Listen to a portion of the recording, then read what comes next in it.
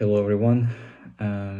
It's 2 a.m., 1st of March, and I'm recording from Hamburg, Germany. Um, just to introduce myself again, my name is Vladislav, and this is the fourth video in my series of videos about the Russian re-invasion of Ukraine.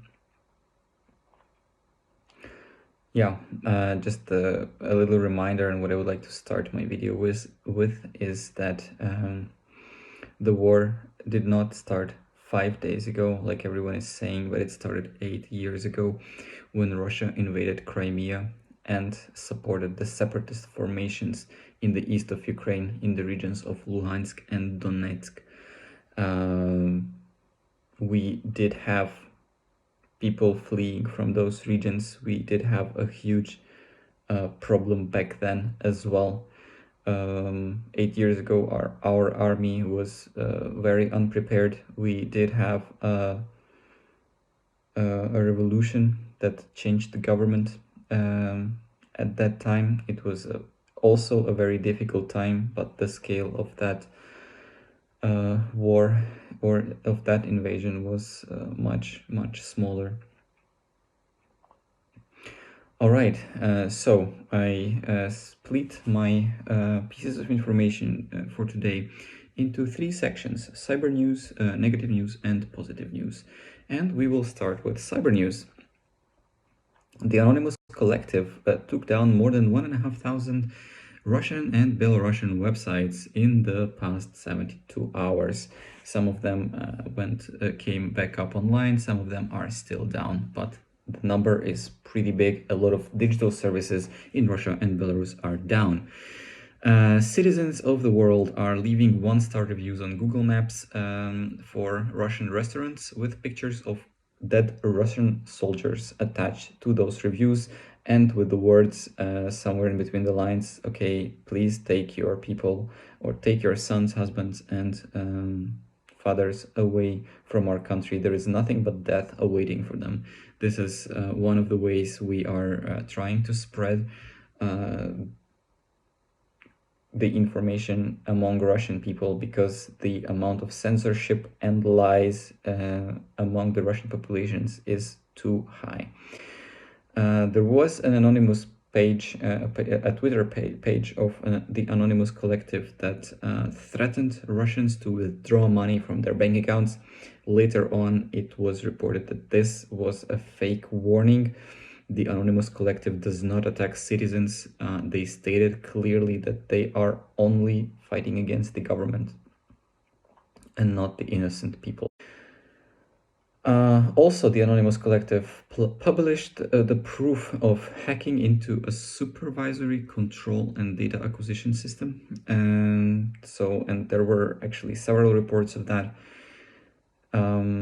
They also hacked the TV transmissions of Russian television and played the national anthem of Ukraine. Also they showed a lot of other videos displaying the reality, what is going on in Ukraine, so that Russian people can see the truth and rise up against their government. Thousands of what is now called cyber Cossacks are participating in the informational and cybersecurity warfare against Russia. We are trying to spread information among the Russian population. We are trying to confuse those who are spreading misinformation. We're trying to waste their time using different techniques and ways, and we are also keeping Russian websites and services down, and some more serious operations are also going on to deal as much damage as possible to Russian and Belarusian cyber infrastructure. Also, there are scam websites online popping up with fake donation information for the Ukrainian army and the people. So if you donate money to help Ukraine, please double check it. Yeah, also reach out to me, or and I will verify whether or not it's a good organization, and if I know about it, yeah, or if the Ukrainian people know about it. Do not believe everything you see. Be very careful with where you send your money, where you send your help, because it could be fake. People could be abusing this entire situation to gain some financial materials. Let's put it that way. And also, Anonymous published a few screenshots that showed that they sent push notifications to more than 700,000 people from a hacked CRM system of an undisclosed company. I did not research which company it is. If you know it, just let me know. Now let's go into the negative news. So Russia has arrested more than 5,000 people in their protest against the war. This is actually as of yesterday. I'm not sure what's the statistic today. And also I'm not sure where the number comes from, but this was, I think, reported somewhere, either by the Ukrainian media or Russian media. But I think it was the Ukrainian media. But anyways, Belarus keeps supporting Russia. Their army is being reinforced by the Belarusian army in the region of Volyn. So the western Ukraine is going to have military action as well. There are already bombings in the Volyn region and the city of Volodymyr Volynski. And I think soon it will be very hot there. And just as a reminder, Volodymyr Volynski is very, very close to the border with the EU. So yeah, look who's knocking on your door, Europe. Then NATO stated that they will not cover the Ukrainian sky with the fear of a full-scale war in the EU. But what NATO fails to understand is that the entire world and the EU already joined the fight by supporting Ukraine with all sorts of military aid. And I think in a few days we will see that the war will come so close to the EU border that there will be no other choice. Hopefully not. I really hope it will not happen. But NATO is showing their uselessness more and more. They could really, really save thousands of lives by covering the Ukrainian sky, and even though there are risks that the invasion will move into European territory as well. Then a very, very sad news is that Russians are getting very desperate. They started using the missile launching systems BM-21 Grad on the Ukrainian cities. They are targeting civilian objects, civilian buildings, and infrastructure. They are becoming very desperate and dirty in the way they fight.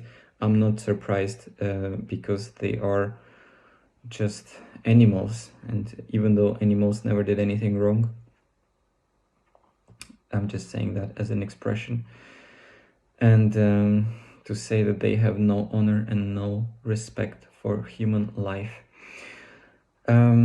Russian aircraft is launching airstrikes from above the Chernobyl reactor, just so that our military cannot respond at the risk of having another nuclear catastrophe over the entire continent of Europe.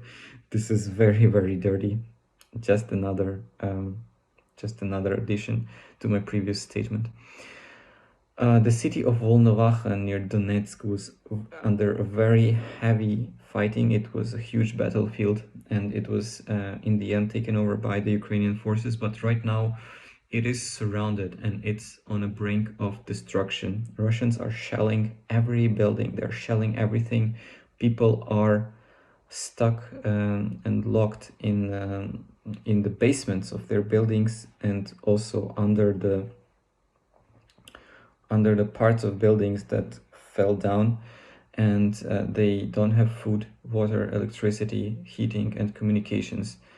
A group of vehicles was sent over there for the evacuation. There have been negotiations with the Russians to let the people out of the city, but the group of vehicles that was responsible for the evacuation was shelled by by the Russian invaders.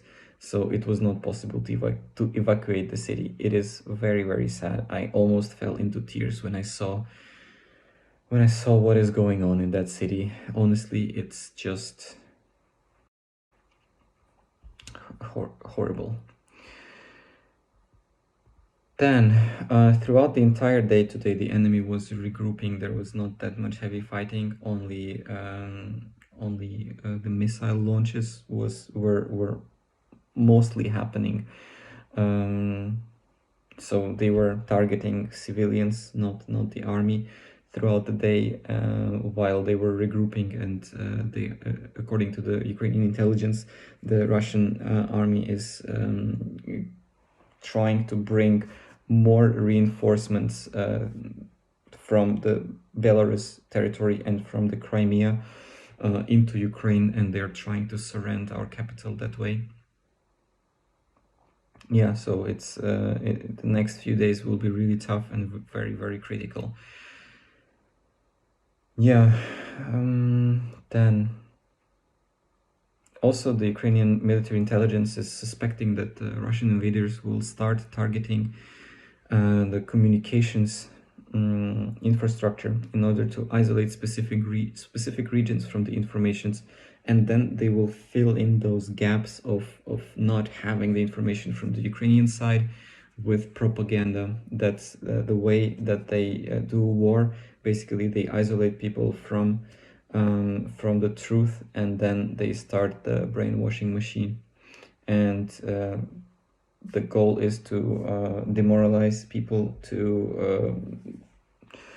and make them surrender, make them accept the invasion, and yeah, believe that they're being saved, but they're not.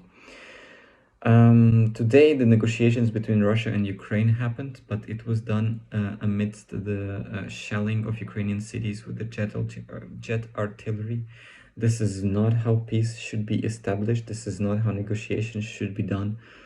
And to be honest, no specific results of the negotiations were revealed, so I do not even understand what happened there. The Hungary's Minister of Foreign Affairs proclaimed that Hungary will not supply weapons to Ukraine and will not allow the transit of lethal weapons through Ukraine. It's a very big shame on Hungary because they are our neighbor. There are a lot of Ukrainians living in Hungary, and yeah, I am very disappointed in how Hungary is handling this. The situation in Kyiv is very difficult. The capital is on the highest level of alert. There is a curfew. There are a lot of sabotage groups going throughout the city. They are being disarmed and liquidated. Yeah, and basically Kyiv is the main target of the Russian army, of the Russian military. They want to take it over and disarm the current Ukrainian government, which until now has shown very great leadership and strength. Yeah. The situation in the city of Kherson is very complicated. As of right now, the city is under a heavy attack. So stay tuned for tomorrow. I will update you as soon as I have the new information. In the Donetsk region, Russians are shelling many settlements. I saw the reports about 9 settlements being shelled and getting completely destroyed. So it's not the Ukrainian army they are targeting. They are targeting civilians. Yeah, then statistics on the losses. More than 5,300 troops have been destroyed, 190 tanks, more than 800 armored military vehicles, 30 airplanes, 30 helicopters, and so on and so forth. Russian media still does not report any losses. However, just before recording the video, I saw some news that they admitted that some Russians are taken hostage, but the number is not that numerous. In the meantime, Ukraine reports more in between 200 and 300 prisoners of war. And there are a lot of video recordings of these prisoners online. So there is a lot of evidence that the number is actually pretty big. Then let's talk about some positive news. So Ukraine is considered to join the EU in short term. The President Zelensky signed all the required paperwork from the Ukrainian side to apply for to join the EU. Honestly, I have mixed feelings about that. However, I think that with all the support we're getting from the EU and the European Union is recognizing that we are fighting for the freedom of the European Union, this will be a good decision, and it will have more positive consequences rather than negative. The marine ports are closed for Russian ships in Great Britain. Russian economy continues to crash even further. The value of ruble is down 50%. More international companies are stopping any business with Russia. Also in the energy sector, this is where they get most of their money from. The salary of every soldier in Ukraine was raised to a minimum of 100,000 Ukrainian hryvnias. It's around 3,000 euros a month. And every family of a deceased soldier will receive around 500,000 euros of compensation.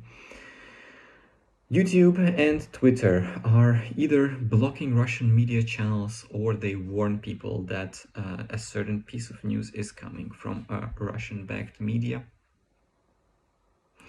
Nearly every country in the EU is sending military supplies and humanitarian supplies to Ukraine to help us deal with this situation. 70 fighter jets were donated to us by our neighbors Poland, Slovakia, and Romania. This is very huge, honestly. It will help us have some more, not advantage, but less disadvantage in the air. Airbnb will host Ukrainian refugees for free. They promised to offer more than 100,000 places to house Ukrainian people. This is honestly amazing. There are news that the guards of the island Zmiyiny are alive. We don't have that many details. However, our military intelligence is informing about that. Yeah, which is great. I'm pretty sure they will all get the status of the national heroes. Then one clarification about the nuclear response that everyone is so afraid of. So in fact, the nuclear response is different from what everyone sees. Basically, there is a chain of events that precedes the actual bomb or the actual missile from being launched. Basically, Putin will or would have to give an order to launch nuclear weapons. Then this order would go to the highest command in Russia, and then they would have to forward that order down the line until the actual person who has to press the button. And on every step of this process, this can be prevented. During the Cold War, it happened many times that the command was given, but it was stopped before the missiles were actually launched. And another fact is that there are several types of nuclear weapons. Basically, there are intercontinental ballistic or just intercontinental nuclear missiles. They have a very long range, but they also have a minimum range. So they will most likely not be sent from Ukraine because the minimum range is way too high for Russia to launch them. Other nuclear weapons are carried either on ballistic missiles, on airplanes, or from from submarines. Yeah, but those can be intercepted on the way and disabled.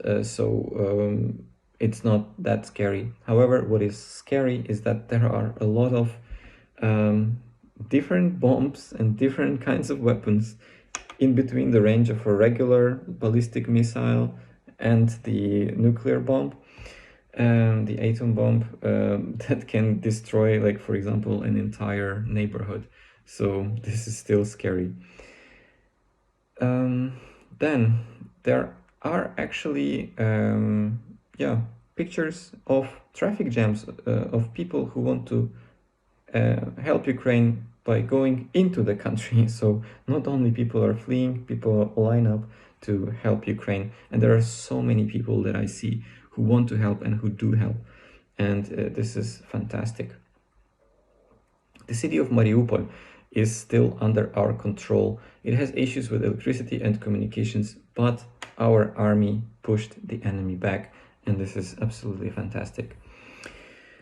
Some miscellaneous news. There was a referendum in Belarus yesterday, and it ended up with 65.1% of votes for the changes that were proposed. One of the biggest changes over there is that Belarus will not be a nuclear-free country anymore, and some others, I don't remember the details. EU made an expectation, or published an expectations of around 7 million refugees fleeing from Ukraine. This is a very, very large number. And actually, one of the things that I would like to discuss is that on February 26th at 8 a.m., a Russian media company, RIA Novosti, published an article on their website that hinted towards the victory of the Russian army. This article was deleted in a few minutes. They expected to win this war in one day, just because they published that article and removed it. So the materials were already being prepared, to kind of celebrate the victory. However, well, expectation versus reality. And the strongest army in the world is being pushed back by Ukraine. And we are still staying strong. Please remember that. And also, our president announced the visa-free regime for every person, except the Russian citizens, of course, and Belarus citizens, who want to join our international resistance groups. Basically, you can come to Ukraine and join the fight, or assist the army in any other way that you possibly can, and you do not need a visa for that. I think a lot of people already signed up. I think I saw a report of more than 1,000 people who already joined this international legion, how it's called. And yeah, I encourage you to do the same, or I still encourage you to help locally. Personally, what I'm working on, I'm trying to coordinate some help being sent into Ukraine. And also I'm trying to find someone who could help purchasing bulletproof vests and sending them to Ukraine. The money would not be a problem. The problem is that the bulletproof vests of an appropriate caliber or the defense class that they can provide, or the protection class that they can provide, they are not they're not sold to civilians like me, so I cannot just go and purchase them. However, they can be sold to the police, military, and security companies. So if you know someone in that sector, if there is a way you can help to facilitate or organize this kind of purchase, please reach out to me. We will find the funds and send those bulletproof vests and helmets as soon as possible to Ukraine. People really, really need them. You could save lives if you help with that. All right. As usual, remember, together we are strong. Please seek for ways to get involved in your free time. Find a local Ukrainian community in your town. If you don't know one, reach out to me. I will instruct you how you can get involved in this war. Every piece, every bit of help helps us finish this faster, and the faster we can finish it, the faster this terror will end. Yeah, so together we're strong. Slava Ukraini.